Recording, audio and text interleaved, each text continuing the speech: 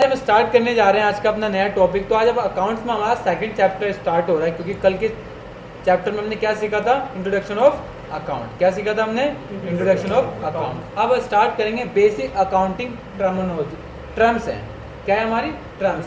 Terms क्या होती हैं? टर्म्स होते हैं वर्ड। जैसे इंग्लिश में कुछ वर्ड होते हैं, जैसे आपको सोने तो आप क्या बोलोगे? स्लीप, ठीक है। ऐसे आपके मैथ में होते हैं पावर, मल्टीप्लाई, इनटू, मैथ के अपने वर्ड हो गए। ऐसे अकाउंट्स के कुछ अपने वर्ड्स होते हैं। क्या होते हैं? कुछ अकाउंट्स के अपने वर्ड्स होते हैं। जैसे लैंग्वेज है ना, आप अपने घर में अपनी लैंग्वेज यूज़ करते होगे, अमेरिका वाले अपनी लैंग्वेज यूज़ करते हैं, इनके अपने कुछ वर्ड है ना। ऐसे अकाउंट्स के अंदर कुछ वर्ड होते हैं अपने, ठीक है। इन वर्डों के बारे में आज हम डिस्कस करेंगे, जिसको हम सबसे पहला जो टॉपिक आता है वो आता है बिजनेस ट्रांजेक्शन। क्या आता है? जो हमारा पहले जो आती है बेसिक अकाउंटिंग टर्म्स के अंदर, वो हमारा पहला टॉपिक क्या आता है? Business transaction. Sir business transaction क्या होती है? ये वो एक्टिविटी होती है, इकोनॉमिक एक्टिविटी होती है, जिससे हमारी फाइनेंशियल पोजीशन चेंज होती है। फाइनेंशियल पोजीशन समझते हो? हमारी स्थिति चेंज हो जाती है। अब मेरा गाड़ी का बिजनेस है, गाड़ी खरीदता बेचता हूँ, उसको बेचने से मुझे इनकम होगी, तो मेरी फाइनेंशियल पोजीशन चेंज हो जाएगी। तो क्या कहलाती है? ट्रांजेक्शन। जिससे मेरी इकोनॉमिक, ठीक है, इफेक्ट होती है, वो क्या कहलाती है? ट्रांजेक्शन। ठीक है, क्लियर है? देखो यहाँ पर लिखा भी, it is the economic activity of the business that change the financial position. जिससे मेरी क्या हो जाती है? अंदर फाइनेंशियल पोजीशन चेंज हो जाती है। इधर आ जाती है, सामने सामने, ठीक है। तो पहला क्या आता है हमारे टर्म अकाउंट्स के पहले वर्ड में? क्या आता है?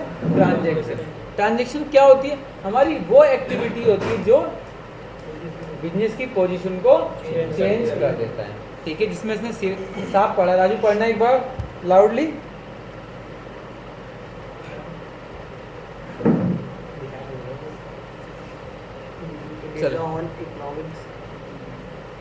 ठीक है, अब आते हैं ट्रांजेक्शन को दो पार्टों में डिवाइड करा है। किसको डिवाइड करा है? ट्रांजेक्शन को, ठीक है। रिलेशन विद अकाउंटिंग यूनिट और mode of settlement of value. Transaction को दो पार्टों में डिवाइड किया गया है। कौन से दो पार्ट हैं? पढ़िए, रिलेशन विद अकाउंटिंग यूनिट, दूसरा mode of settlement of value, ठीक है। पहला आता है इंटरनल अकाउंटिंग। क्या आता है? इंटरनल अकाउंटिंग, ठीक है। इंटरनल अकाउंटिंग ट्रांजेक्शन, जिसके अंदर क्या लगता है? डेप्रिसिएशन। अभी मैंने बताया था डेप्रिसिएशन कि जो बिजनेस के अंदर ही होता है। अब मैंने लैपटॉप खरीदा 2 लाख रुपए का, इसमें 2000 रुपए का डेप्रिसिएशन लग गया, तो बिजनेस के अंदर हुआ क्या? मैं कहीं बाहर गया तो किसके अंदर आता है? वो आता है relation with the accounting unit, जो अकाउंट्स के अंदर ही आता है। इसमें क्या बोला मैंने? Internal accounting transaction. इसमें क्या लगता है? डेप्रिसिएशन। क्योंकि बिजनेस के अंदर ही कम हो गई वैल्यू, बाहर तो गई नहीं, बाहर गई कई बार, क्या लगेगा आपका?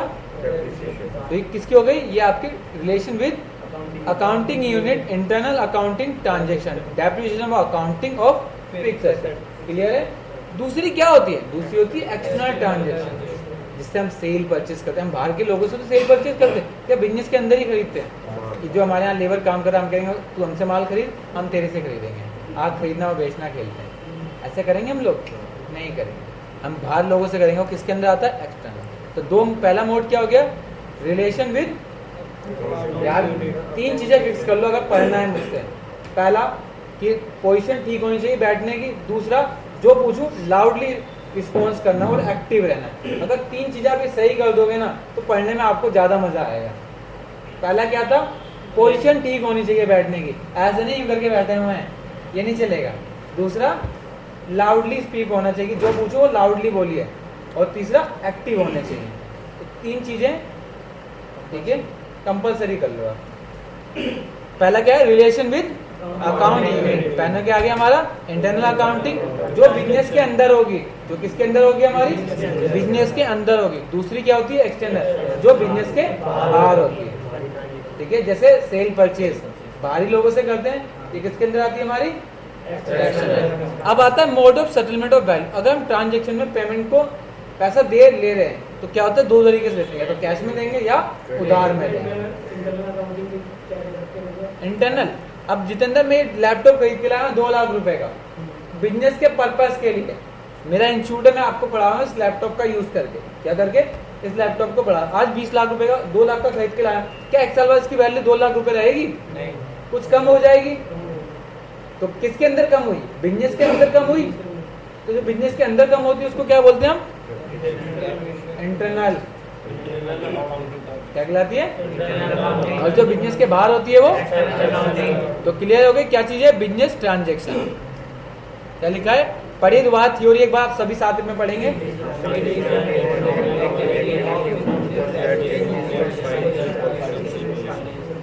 ठीक है, देख ली, समझ ली। अब आगे चलें। अब आता है कैपिटल। मैंने पहले ही बोला था कैपिटल क्या है, लिखा है। कैपिटल कौन होता है? जो बिजनेस में पैसा लगाता है उसको हम क्या बोलते हैं? कैपिटल। क्या बोलता है? एक बार आप लोग लाउडली पढ़ेंगे, साथ में पढ़ेंगे एक साथ। क्या कहलाते हैं? प्रोप्राइटर होता है जो बिजनेस का मालिक होता है, इसको हम क्या बोलते हैं? कैपिटल। जैसे देखिए एक रामलाल है, क्या है जितेंद्र हमारा? ये रामलाल है। इसने इस बिजनेस में कितना पैसा लगाया? तो ये क्या हो गया? इस बिजनेस का मालिक। इसको क्या बोलेंगे हम? क्या बोलेंगे इसको? आगे समझ में। कैपिटल कौन होते हैं सर हमारे? कैपिटल वो लोग होते हैं जो बिजनेस में पैसा इन्वेस्ट करते हैं, वो क्या होते हैं हमारे राजू? कैपिटल होते हैं। कोई दिक्कत इसके अंदर? कैपिटल समझ में आ गया। देन नेक्स्ट आता है हमारे पास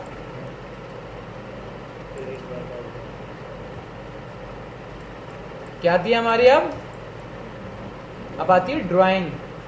ड्राइंग क्या होती है? जो मालिक अपने पर्सनल यूज के लिए बिजनेस से पैसा निकालता है वो क्या कहलाती है? ड्राइंग। क्या कहलाती है?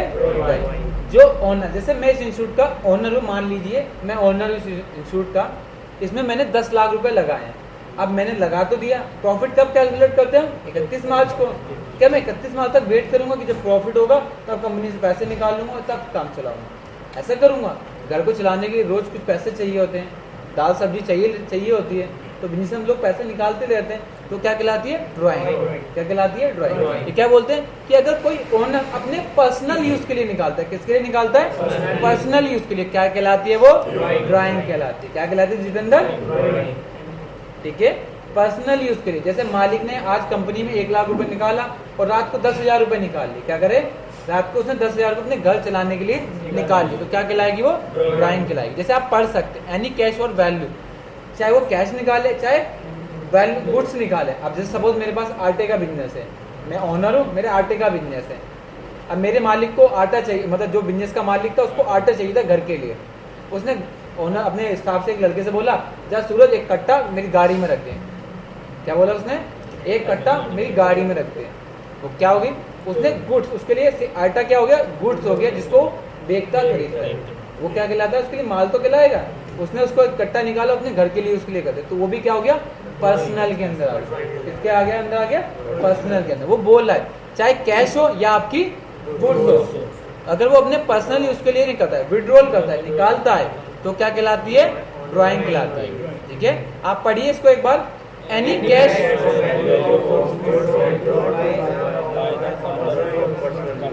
ठीक है, आप समझते हैं थ्योरी। ये है भाई हमारे रामलाल। कौन है हमारे? रामलाल।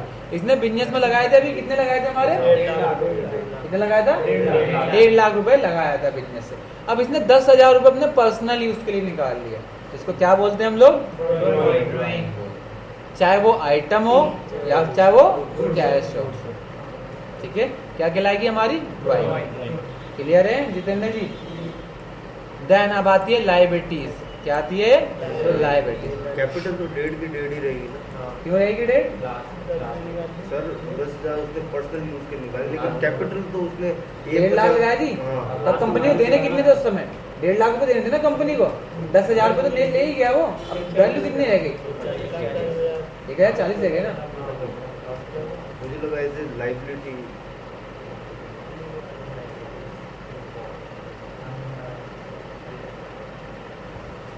ड्राइंग समझ में आ गई है? कैपिटल ड्राइंग समझ में आ गई। तीनों में से किसी को भी डाउट है? 3 टॉपिक कराए हैं अभी टोटली। ऐसे 40 टॉपिक हैं, 40 ऐसे वर्ड हैं जो अकाउंट्स के अंदर मोस्ट पॉपुलर हैं। हाँ, जैसे कि हम कोई अपने पर्सनल यूज के लिए, जैसे हम कोई लैपटॉप वगैरह लेते हैं उसके लिए पैसे उठाते हैं, तब ये ड्राइंग में आएगा। अगर बिजनेस के पर्पस के लिए निकालते हैं तो वो ड्राइंग नहीं है। पर्सनल यूज क्या हो गया? जो अपने लिए निकाला, अपने जरूरत आपकी के पॉकेट लिए। में आप चले गए फिल्म देखने, तो आपका पर्सनल यूज है। अब मालिक ने निकाले 5,000 रुपये, उसने बोला कि ये मुझे निकालने जा रहा हूँ फिल्म देखने। फिल्म किससे देखी?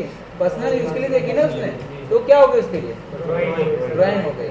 अगर वो कहता कि मैंने एक गाड़ी खरीद के लाया, वो ऑफिस के लिए, ऑफिस से माल लेके आऊंगा, ऑफिस से माल लेके जाऊंगा, वो क्या हो गया? वो ड्राइंग नहीं है, वो हमारी फिक्स एसेट्स हो जाएगी।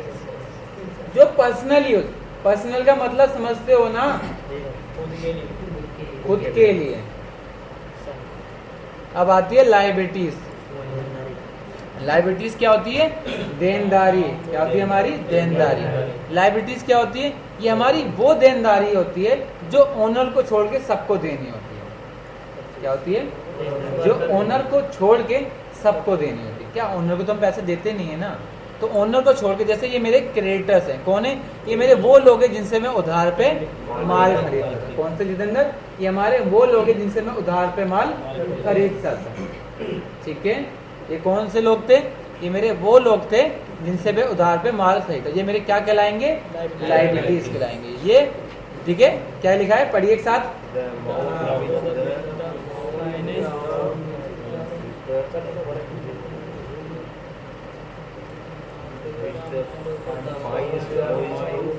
Outsider the amount which the fines owner to outsider excepting, मतलब ओनर को छोड़ के, ठीक है, the amount use to the proprietor. मतलब लायबिलिटी के अंदर हम किसको काउंट करते हैं? मालिक को छोड़ के, जिसको पैसा देना वो क्या कहलाती है? हमारी लायबिलिटीज कहलाती है। लायबिलिटीज क्या होती है? देनदारी, जिसको दायित्व बोलते हैं। ठीक है, अब जैसे ये समझिए रामलाल है, हमारे भाई साहब रामलाल है, इसने 3 लोगों से खरीदा है, राजू से, मोहित से और रोहित से। 3 लोगों से इसने क्या खरीदा है? माल खरीदा है। तो ये क्या हो गई? हमारी लायबिलिटी। रामलाल ने कंपनी पैसा लगाया, लेकिन ये क्या कहलाएगा? लायबिलिटी के अंदर नहीं आएगा। क्यों? क्योंकि आशीष जी थ्योरी में साफ साफ लिखा है, इसके अंदर उन लोगों को काम करते हैं जो आउटसाइडर होते हैं। ठीक है, आउटसाइडर को ही काउंट करते हैं, ओनर को काउंट नहीं करते। तो लायबिलिटीज कौन सी होती है हमारी? इसमें हम उन लोगों को काउंट करते हैं जिनसे हम उधार पे माल खरीदते हैं या कुछ कैश वेस्ट लेते हैं, वो क्या कहलाती है? हमारी लायबिलिटीज कहलाती है। आगे समझ में, लायबिलिटीज क्या होती है हमारी? आप जिससे परचेज करते वो भी हमारी क्या होती है? लायबिलिटीज होती है, हमें उसको पैसा देना है। लायबिलिटीज नहीं, हमारा खर्चा है, खर्चा है ना हमारा। अब मैं उससे माल उधार में खरीद रहा हूँ, ये लायबिलिटीज है।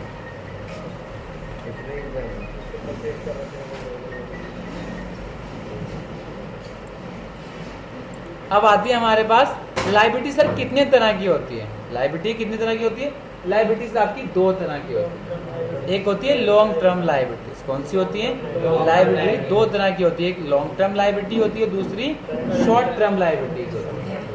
ठीक है, लायबिलिटीज कितने की? The other 2 type of liabilities. पहला लॉन्ग टर्म लायबिलिटी, दूसरा short term liability. Long term liability वो होती है जो 1 साल से ऊपर के लिए यूज की जाती है। क्या होती है? जो मोर देन 1 ईयर के लिए होती है, वो क्या कहलाती है? हमारी लॉन्ग टर्म लायबिलिटी, जिसको हम फिक्स लायबिलिटी भी बोलते हैं। क्या बोलते हैं? Fix liabilities. क्या बोलते हैं हम लोग? फिक्स लायबिलिटीज बोलते हैं। क्या बोलते हैं? Fix liability. जैसे बैंक से 10 साल के लिए लोन ले लिया, क्या कहलाएगी मेरी? लॉन्ग टर्म लायबिलिटी या फिक्स लायबिलिटी। जैसे मेरे लॉन्ग, ठीक है, जैसे लॉन्ग टर्म डिवेंचर, ठीक है, एक डिवेंचर होते हैं, ठीक है, ये शेयर मार्केट का पार्ट है, ठीक है, जब आगे चल के चलोगे तो बता दूंगा डिवेंचर क्या होता है। ठीक है, ये भी मेरे क्या होते हैं? लॉन्ग टर्म लायबिलिटीज होती हैं।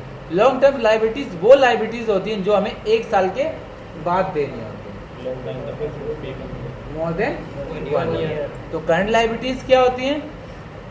ये हमारी वो लायबिलिटीज होती हैं जो हमें 1 साल से पहले देनी होती है, विद इन 1 ईयर। क्या लिखा है? Which is are to paid इन विद 1 ईयर। ठीक है, हमें क्या करना है? 1 साल की। इसके अंदर कौन कौन से आते हैं? हमारे बैंक ओवरड्राफ्ट। बैंक ओवरड्राफ्ट जानते हैं आप लोग? जितेंद्र, बैंक ओवरड्राफ्ट बैंक ने जितनी लिमिट दे रखी है उससे ज़्यादा हमने।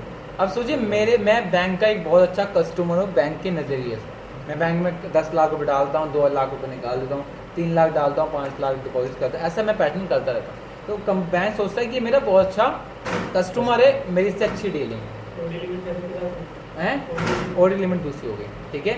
अब मैंने एक चेक काट के दे दिया, क्या करके चेक काटा 10,000 रुपये का, और मेरे बैंक अकाउंट पड़े थे 5,000 रुपये। क्या पड़े थे? 5,000 पड़े। चेक कितने के दे दिए? 10,000। तो बैंक वाले क्या दे देंगे मुझे? Bank overdraft. क्या दे देंगे? बैंक, मतलब चेक को बाउंस नहीं करेंगे, बैंक ओवरड्राफ्ट कर देंगे। क्या कर देंगे? वो तो अपनी बात है, ठीक है। तो महीने में 5 बार हम बैंक ओवरड्राफ्ट का यूज़ कर सकते हैं। तो करंट लायबिलिटीज़ के अंदर कौन से आते हैं हमारे? बैंक ओवरड्राफ्ट आता है। बिल्स पेबल्स, बिल्स पेबल्स कौन सा होता है? हैं? हाँ, कंडीशन होती है, महीने 5 बार होगी। अब इनके क्वेश्चन के आंसर देखिए। अब इसने बोला है कि सबसे पहले विशाल पाइप लिमिटेड की कंपनी को ओपन करो, उसका यूज़र पासवर्ड फाइनेंशियली क्या था और कंपनी का शॉर्ट नेम क्या डालो, वो डाल दिया। अब कंपनी ओपन कैसे करोगे? डीसी को ओपन करो। अब विशाल वाली कंपनी कैसे ओपन करो, ठीक है। तो करंट लायबिलिटी के अंदर हमारे कौन कौन से आते हैं? बैंक ओवरड्राफ्ट आता है, बिल्स पेबल्स आता है, क्रेडिटर्स आता है और आउटस्टैंडिंग एक्सपेंस आता है। जो एक्सपेंस हमारे बकाया है, क्या है हमारे एक्सपेंस? बकाया है। और कौन से आते हैं हमारे? Short term. ओवरड्राफ्ट में जो हमने चेक दिया है 10,000 का, तो हमें 10,000 ही देंगे 5,000 होने के बाद भी। हाँ, मतलब जैसे मेरे पास 5,000 रुपये बैंक अकाउंट में थे, मुझे जितेंद्र को 10,000 रुपये देने थे। कितने थे जितेंद्र को? 10,000 देने थे। तो बैंक ने मुझे 5,000 रुपये का क्या दे दिया? ओवरड्राफ्ट। जब मैं अगली बार पैसा डालूंगा बैंक में तो 5,000 रुपये काट लेगा और कुछ 1-2% चार्जेस करेगा तो कर लेगा। कोई सा भी अकाउंट हो, फिर आपने नहीं, आप अच्छे डीलर नहीं हो ना बैंक के लिए, बैंक के नजरिए कंडीशन कोई नहीं है, हो जाता है। सर्विस एक्टिवेट करानी पड़ेगी ना। तो पढ़ लिया करंट लायबिलिटीज और फिक्स लायबिलिटी में अच्छी चीज डिफरेंस पता हो गया। सर वो बिल से पेबल क्या होता है? बिल्स पेबल एक पूरा चैप्टर है, 13 नंबर 50 नंबर चैप्टर है बिल्स रिसीवेबल्स और बिल्स पेबल्स का। तो हम आगे डिटेल में सीखेंगे, कोई दिक्कत अभी। तो क्रेडिटर्स जान गए और outstanding expense and short term loan. जैसे मैंने सूरज से कह दिया भाई मुझे 10,000 रुपये सूरज भाई दे दो, मैं आपको 4 दिन में दे दूँगा, तो क्या हो जाएगा मेरे? ये शॉर्ट टर्म लोन क्या होते हैं? Outstanding expense. और जैसे 31 तारीख को, अब मैं 31 तारीख को आप लोग सभी जानते हैं कि हमारा बिजनेस बंद होता है। मैं आप लोगों को सभी को बता दूं कि जो फाइनेंशियल स्टार्ट होता है वो कब से स्टार्ट होता है? 1 अप्रैल से स्टार्ट होता है और 31 मार्च को बंद होता है। अब 31, अब सैलरी कब देते हैं हम? 1 अप्रैल को देते हैं। कंपनी बंद कब होती है? तो एंट्री तो उसमें करी नहीं। जो उस दिन मुझे पैसा देना था वो मैंने अगले साल दिया, ठीक है। जैसे 31 तारीख को बैलेंस बचा, तो क्या कहलाता है? आउटस्टैंडिंग। क्या कहलाता है? आउटस्टैंडिंग, क्योंकि जो हमें अगले साल देना है। और इसको करंट लायबिलिटी में क्यों लाए? क्योंकि इसको 1 साल के अंदर ही अंदर पेमेंट करनी है। क्लियर है? कोई दिक्कत? तो फिक्स लायबिलिटीज कितने तरह की होती है? फिक्स लायबिलिटीज हमारी 2 तरह की होती है। कौन कौन सी होती है हमारी? कौन सी होती है?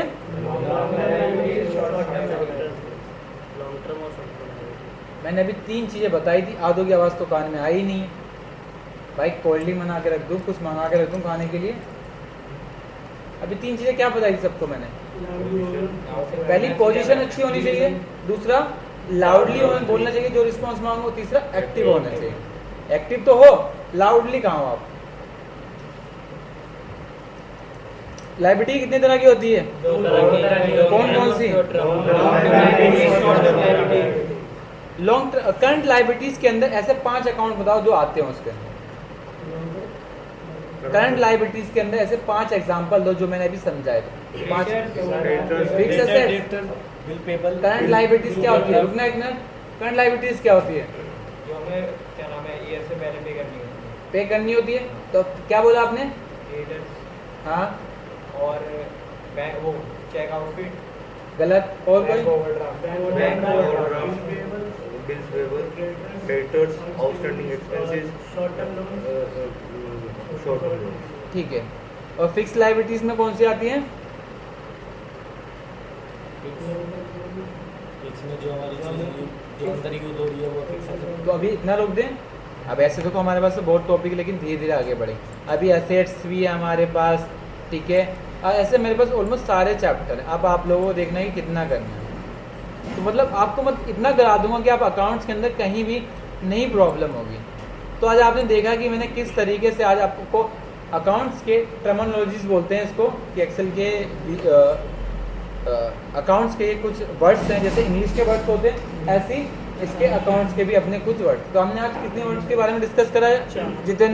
जितेंद्र बताएगा हमने आज कितने वर्ड्स के बारे में डिस्कस करा है।